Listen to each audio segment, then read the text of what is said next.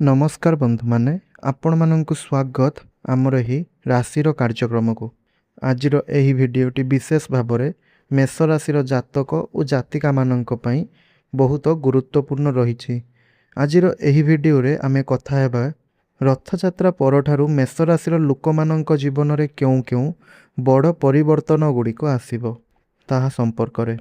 बंधु माने रथयात्रा केवल भगवान श्री जगन्नाथंकर एक महापवित्र पर्व नुहे, यह हेउची जीवनर गति, नुआ मार्ग, नुआ आरंभ, भाग्यर द्वार खोलिबार एवं पुराणा बाधा को दूर करिबार एक अत्यंत शुभ समय। एही पवित्र समय रे अनेक राशिर जीवन रे अनेक प्रकारर परिवर्तन गुड़िक आसी थाए, किंतु मेष राशि पई एही समय रे विशेष गुरुत्वपूर्ण रही। तेणु आजिर एही भिडियो रे आमे खूब विस्तार भावरे जानिबा रथयात्रा परे मेष राशिर भाग्य किपरि रहिबो, धन और आर्थिक स्थिति रे केउ परिवर्तन आसीबो, कर्म क्षेत्र, व्यवसाय और चाकरी रे कौन शुभ संकेत रहिछि, परिवार, दाम्पत्य जीवन, प्रेम और संपर्क केमिति रहिबो, स्वास्थ्य विषय रे कौन सतर्कता रखिबा दरकार एवं शेष रे मेष राशिर लोकमानंक पई केतेक शुभ प्रतिकार मध्य जानिबे।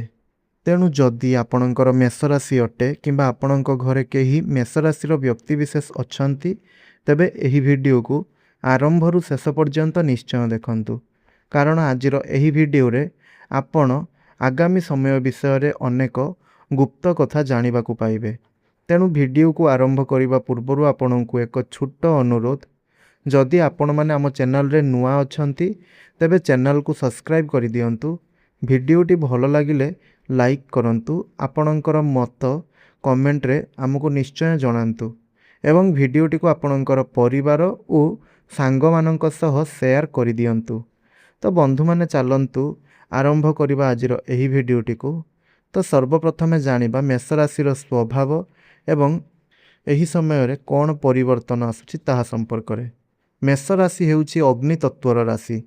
एही राशिर लोक माने साधारणतः उत्साही, साहसी, संकल्पवान, सीधासलख कथा कहूथिबा और काम को आग को बढ़ाइबारे विश्वास रखुथिबार व्यक्ति माने अटंती। एमाने अपेक्षा करिबाकू भल पाआंती नाही, जहा भाबंती ताहाकू सतेज भावरे कामरे परिणत करिबाकू सबुबेले चेष्टा करितांती। केबे केबे एही तरतरिया स्वभाव आपण मानंकू सफलता मध्य देइथाए, आउ केबे केबे अनावश्यक भूल मध्य कराई देइथाए। तेबे बंधु माने एही रथयात्रा परठारु आपणकर भाग्य संपर्क रे जदि कथा कहिबा, ताहा हेले मेष राशिर अनेक लोक गत किछि समय धरी एहा अनुभव करुथिले जे जेते परिश्रम करिला परे मध्य फल आपणंकु आपणकर आशा अनुଯାयी मिली पारु नथिला। आपण योजना तो ठीक भावरे करुथुले, काम मध्य ठीक भावरे करुथुले, हेले आपणकर सही काम केउठी ना केउठी आगकू जाई अटकी जाउथुला, आउ केबे भी लोक मानकर सहयोग आपणंकु मिली पारु नथिला, आउ केबे टंका अटकी जाउथुला, तो आउ केबे आपणंकर मनोबल भांगी जाउथुला। किंतु रथयात्रा परर समय आपणंकु एही सबु अटकी पड़िथिबा काम गुड़िक आगेइबार शक्ति प्रदान करिवो। आपण देखिबे जेउ काम हेबार आशा आपण छाड़ी देइथिबे, सेही काम को पुणी थरे हेबार आपण देखिबाकू पाइबे। एही समय रे आपणंकु आपणंकर भाग्यर सहयोग एही तीनिटी क्षेत्र रे देखिबाकू मिलिबो। प्रथम क्षेत्रटी हेउछि पुरुणा अटकीथिबा काम गुड़िक आगकू बढ़िबारे लागिबो। द्वितीय क्षेत्रटी हेउछि नुआ लोकमानंक सहित आपणंकर परिचय हेबो, जेउ माने आपणंकर उपकारी साब्यस्त हेबे। तृतीय क्षेत्रटी हेउछि मनरे एक नुआ उत्साह आउ आत्मविश्वास जन्म नेब।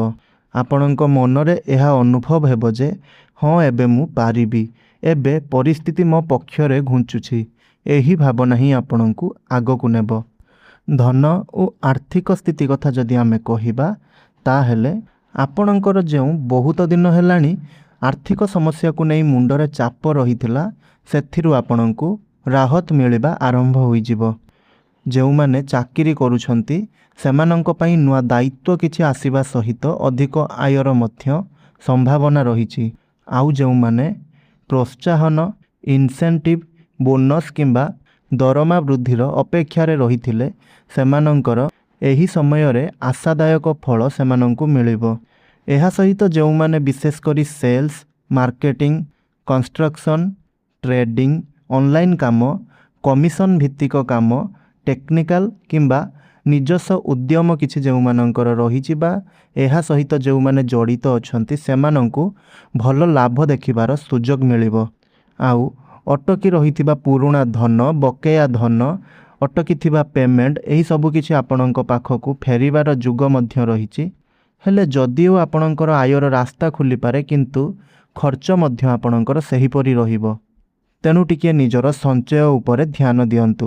ଚାକିରି ଆଉ କର୍ମକ୍ଷେତ୍ର କଥା କହିଲେ ରଥଯାତ୍ରା ପରଠାରୁ ମେଷ ରାଶିର ଲୋକମାନଙ୍କ ପାଇଁ କର୍ମକ୍ଷେତ୍ର ଅତ୍ୟନ୍ତ ଜରୁରୀ ଭାବରେ ପରିବର୍ତ୍ତନ ନେଇକି ଆସିବ। ଯଦି ଆପଣ ଚାକିରି କରୁଛନ୍ତି ତେବେ ଦୀର୍ଘ ଦିନ ଧରି ଯଦି ଆପଣ ଜବ୍ ବଦଳାଇବା ପାଇଁ ବା ପରିବର୍ତ୍ତନ କରିବାକୁ ଚାହୁଁଥିଲେ କିମ୍ବା ନୂଆ ଜବ୍ କରିବା ପାଇଁ ଚେଷ୍ଟା କରୁଥିଲେ ଆପଣମାନଙ୍କ ପାଇଁ ସମୟ ଭଲ ରହୁଛି। ଆପଣମାନଙ୍କ ପାଇଁ ଇଣ୍ଟରଭ୍ୟୁର କଲ୍ ଆସିବ, ରେଫରେନ୍ସ କିମ୍ବା ନୂଆ ଅଫର୍ ମିଳିବ। ଯଦି ଆପଣ ପୂର୍ବରୁ ଅନେକ ସ୍ଥାନରେ ଆବେଦନ କରିଥିଲେ କିନ୍ତୁ ସେଥିରୁ ଆପଣଙ୍କୁ କିଛି ଉତ୍ତର ମିଳୁନଥିଲା ତ ସେହି କ୍ଷେତ୍ରକୁ ନେଇକରି ଅଚାନକ କିଛି ଶୁଭ ସମ୍ବାଦ ମଧ୍ୟ ଆପଣ ପାଇବେ। ଏହା ସହିତ କାର୍ଯ୍ୟକ୍ଷେତ୍ରରେ ଆପଣଙ୍କୁ ସମ୍ମାନ, ପ୍ରଶଂସା କିମ୍ବା ପଦ ଉନ୍ନତିର ସୁଯୋଗ ମଧ୍ୟ ମିଳିବ। କିନ୍ତୁ ଆପଣ ନିଜର ସହକର୍ମୀମାନଙ୍କ ସହ ଅହଙ୍କାର କିମ୍ବା ରାଗରେ କଥାବାର୍ତ୍ତା କରନ୍ତୁ ନାହିଁ। ଏହା ଆପଣଙ୍କର ମାନ ସମ୍ମାନକୁ ଖରାପ କରିଦେବ। ଯେଉଁମାନେ ବର୍ତ୍ତମାନ କିଛି କରୁନାହାନ୍ତି, କାମ ଖୋଜୁଛନ୍ତି, ଚାକିରି ଖୋଜୁଛନ୍ତି, ଆପଣମାନଙ୍କୁ ଏହି ସମୟ ଏକ ନୂଆ ଆଶା ଦେବ ଆଉ ଆପଣଙ୍କ ପାଇଁ ଛୋଟ ରାସ୍ତା ମଧ୍ୟ ଖୋଲିଦେବ। ବ୍ୟବସାୟ କଥା ଯଦି କହିବା ତେବେ ଏହି ସମୟରେ ଆପଣଙ୍କର ନୂଆ ଲୋକମାନଙ୍କ ସହ ପରିଚୟ ତ ହେବ, ଯାହାଦ୍ୱାରା ଆପଣଙ୍କ ବ୍ୟବସାୟରେ କିଛି ଉପକାର ମଧ୍ୟ ଆପଣଙ୍କୁ ପହଞ୍ଚିବ। କିନ୍ତୁ ଗୋଟିଏ କଥା ମନେ ରଖନ୍ତୁ, ମେଷ ରାଶିର ଲୋକମାନେ ଉତ୍ସାହରେ ଅନେକ ସମୟରେ ଶୀଘ୍ର ନିଷ୍ପତ୍ତି ଗୁଡ଼ିକ ନେଇଯାଇଥାନ୍ତି ଆଉ ଆପଣଙ୍କର ବ୍ୟବସାୟରେ ଏହି ଅଭ୍ୟାସ ଆପଣଙ୍କୁ କେବେ ନା କେବେ ବହୁତ ବଡ଼ କ୍ଷତି ପହଞ୍ଚାଇଥାଏ। ତେଣୁ ବ୍ୟବସାୟକୁ ନେଇକରି କୌଣସି ବଡ଼ ନିଷ୍ପତ୍ତି ନେବା ପାଇଁ ଚାହୁଁଥିଲେ ରଥଯାତ୍ରା ପରେ ଆପଣ ତାହାକୁ ବହୁତ ଭଲ ଭାବରେ ଯାଞ୍ଚ କରନ୍ତୁ। ତା ବିଷୟରେ ଭଲ ଭାବରେ ବୁଝିକରି ଭାବି ଚିନ୍ତି କରି ତାହା ପାଇଁ ନିଷ୍ପତ୍ତି ଆପଣ ନିଅନ୍ତୁ। ପ୍ରେମ ଜୀବନ କଥା ଯଦି କହିବା, ଯେଉଁମାନେ ପୂର୍ବରୁ ପ୍ରେମ ସମ୍ପର୍କରେ ଅଛନ୍ତି ଆପଣମାନଙ୍କ ପାଇଁ ସମୟ ଆପଣଙ୍କର ସମ୍ପର୍କକୁ ଆହୁରି ମଜବୁତ କରିବ। କିନ୍ତୁ ଇଗୋ, ରାଗ, ସନ୍ଦେହ ଓ ଅଧିକ ଆଶା ରଖିବା ଦ୍ୱାରା ଛୋଟ ଛୋଟ ବିବାଦ ମଧ୍ୟ ବଡ଼ ଆକାର ଆପଣଙ୍କର ନେଇପାରେ। ତେଣୁ ଏହି ସମୟରେ ଆପଣ ମନ ଖୋଲା କରି କଥା ହୁଅନ୍ତୁ, ମନର କଥାକୁ କୁହନ୍ତୁ ଓ ଅନ୍ୟ ଜଣଙ୍କର ଭାବନାକୁ ସମ୍ମାନ ମଧ୍ୟ ଦିଅନ୍ତୁ। ହେଲେ ଦାମ୍ପତ୍ୟ ଜୀବନ କଥା ଯଦି ଆମେ କହିବା ତାହେଲେ ଦାମ୍ପତ୍ୟ ଜୀବନ ମେଷ ରାଶିର ଲୋକମାନଙ୍କ ପାଇଁ ନିଜର ସମ୍ପର୍କକୁ ସୁଧାରିବାର ଭଲ ଅବସର ପ୍ରଦାନ କରୁଛି। ଯଦି ଗତ କିଛି ଦିନ ଧରି ଆପଣଙ୍କ ସମ୍ପର୍କରେ ମନମାଳିନ୍ୟ ଚାଲିଥିଲା ତେବେ ଆସ୍ତେ ଆସ୍ତେ ତାହା ଦୂର ହେବ ଏବଂ ଏହି ରଥଯାତ୍ରା ପରଠାରୁ ଆପଣ ସାଙ୍ଗରେ କୌଣସି ଯାତ୍ରା, ପୂଜା କିମ୍ବା ଘରୋଇ ଯୋଜନା ମଧ୍ୟ କରିବେ। ତେଣୁ ନିଜର ଅହଙ୍କାର ଭାବକୁ ଆପଣ ବୈବାହିକ ଜୀବନରେ କିମ୍ବା ପ୍ରେମ ଜୀବନରେ ଆଣିବା ପାଇଁ ଦିଅନ୍ତୁ ନାହିଁ। ସନ୍ତାନ କଥା ଯଦି କହିବା ତାହେଲେ ଯେଉଁମାନଙ୍କର ସନ୍ତାନ ଅଛି ସେମାନଙ୍କ ପାଇଁ ରଥଯାତ୍ରା ପରର ସମୟ ସନ୍ତାନ ସମ୍ବନ୍ଧୀୟ କିଛି ଭଲ ସମ୍ବାଦ ନେଇକି ଆସିବ। ସନ୍ତାନଙ୍କ ପଢ଼ାଶୁଣା, ପରୀକ୍ଷା, ନୂଆ ସୁଯୋଗ କିମ୍ବା କୌଣସି ସଫଳତା ଆପଣଙ୍କୁ ଖୁସି ମଧ୍ୟ ଦେବ। ଯଦି ସନ୍ତାନଙ୍କ ଆଚରଣ କିମ୍ବା ପଢ଼ାଶୁଣା ନେଇ ଆପଣ ଚିନ୍ତିତ ଥିଲେ ତେବେ ଏହି ସମୟ ଧୀରେ ଧୀରେ ଆପଣଙ୍କର ସୁଧାର ହେବାରେ ଆପଣଙ୍କୁ ଦେଖିବାକୁ ମିଳିବ। ହେଲେ ସ୍ୱାସ୍ଥ୍ୟ କଥା କହିଲେ କେତେକ ମେଷ ରାଶିର ଲୋକମାନଙ୍କୁ ଏହି ସମୟରେ ମୁଣ୍ଡ ବଥା, ରକ୍ତଚାପ ଏବଂ ଅମ୍ଳତା କିମ୍ବା ନିଦ୍ରାରେ ଅଭାବ, ଶରୀର ଗରମ ଲାଗିବା, ରାଗ ବଢ଼ିବା ଏବଂ କାମର ଚାପରୁ କ୍ଳାନ୍ତି ଅନୁଭବ କରିବା ପାଇଁ ପଡ଼ିପାରେ। ଯେଉଁମାନେ ପୂର୍ବରୁ ବିପି, ମାଇଗ୍ରେନ୍, ପାଚନ ସମସ୍ୟା କିମ୍ବା ନିଦ୍ରା ସମସ୍ୟା ଭୋଗ କରୁଛନ୍ତି ସେମାନଙ୍କ ପାଇଁ ଏହି ସମୟ ବିଶେଷ ସତର୍କତାର ସମୟ ଅଟେ। ତେବେ ବନ୍ଧୁମାନେ, ରଥଯାତ୍ରା ପରଠାରୁ ଆପଣଙ୍କର ଜୀବନରେ ଏହିଭଳି ସବୁ ପରିବର୍ତ୍ତନ ଗୁଡ଼ିକ ଆସିବା ପାଇଁ ଯାଉଅଛି। ତ ଆପଣ ଏହି ସବୁ କଥାଗୁଡ଼ିକ ପ୍ରତି ସତର୍କ ରୁହନ୍ତୁ ଏବଂ ଏହାକୁ ନିଜର ମନରେ ରଖି ଆଗକୁ ଆପଣ ବଢ଼ି ଚାଲନ୍ତୁ। ତ ଶେଷରେ ମୁଁ ଆପଣଙ୍କୁ ପ୍ରତିକାର କହିବି ବୋଲି କହିଥିଲି। ତ ପ୍ରଥମ ପ୍ରତିକାରଟି ହେଉଛି ପ୍ରତି ମଙ୍ଗଳବାର ସକାଳେ କିମ୍ବା ସନ୍ଧ୍ୟା ସମୟରେ ହନୁମାନ ଚାଳିଶା ପାଠ କରନ୍ତୁ। ଏହା ଆପଣଙ୍କ ମନରୁ ଭୟ, ବାଧା ଆଉ ନେଗେଟିଭ୍ ଶକ୍ତିକୁ କମ୍ କରାଇବ। ଦ୍ୱିତୀୟରେ ଭଗବାନ ଶ୍ରୀ ଜଗନ୍ନାଥଙ୍କର ନାମ ସ୍ମରଣ କରି ଜୟ ଜଗନ୍ନାଥ ନାମ ଜପ କରନ୍ତୁ। ଗରିବ ଲୋକମାନଙ୍କୁ ଲାଲ ଫଳ, ଲାଲ ବସ୍ତ୍ର କିମ୍ବା ଗୁଡ଼ ଓ ଚଣା ଇତ୍ୟାଦି ଦାନ କରନ୍ତୁ। ଏହାଦ୍ୱାରା ଆପଣଙ୍କର ମଙ୍ଗଳ ଗ୍ରହ ସମ୍ବନ୍ଧୀୟ ଯାହା ବି କିଛି ଦୋଷ ରହିଥିଲା ତାହା ଦୂର ହୋଇଯିବ। ଘରେ ସନ୍ଧ୍ୟାବେଳେ ଘିଅର ଦୀପ ଜଳାନ୍ତୁ ଏବଂ ଘରକୁ ପବିତ୍ର ରଖନ୍ତୁ। ଏହାଦ୍ୱାରା ଘରୁ ନେଗେଟିଭ୍ ଶକ୍ତି କମ୍ ହେବ। ଏହା ସହିତ ଅଧିକ ରାଗ ଆସୁଥିଲେ ପ୍ରତିଦିନ ସକାଳେ କିଛି ମିନିଟ୍ ନୀରବ ବସି ଶ୍ୱାସ ନିୟନ୍ତ୍ରଣ କରନ୍ତୁ। ଏହା ଆପଣଙ୍କ ପାଇଁ ଅତ୍ୟନ୍ତ ଉପକାରୀ ଅଟେ। ତେବେ ବନ୍ଧୁମାନେ, ଏହା ତ ଥିଲା ରଥଯାତ୍ରା ପରଠାରୁ ମେଷ ରାଶିର ଜାତକ ଜାତିକାଙ୍କ ଜୀବନରେ କେଉଁ ପରିବର୍ତ୍ତନ ଆସିବାକୁ ଯାଉଛି ତାହା ସମ୍ପର୍କରେ ପୁରା ବିସ୍ତାର ଆଲୋଚନା କରାଗଲା।